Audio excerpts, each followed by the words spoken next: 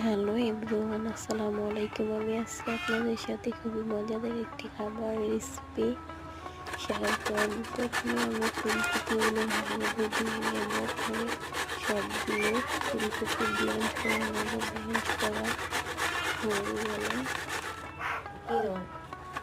ফুলকপির ডাঁটাগুলো ফেলে দেবো।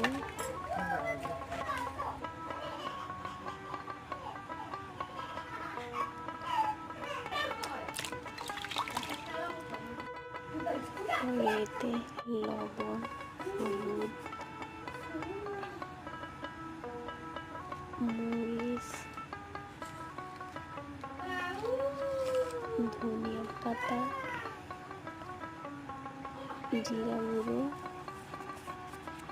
ভালোভাবে মিশিয়ে নিতে হবে।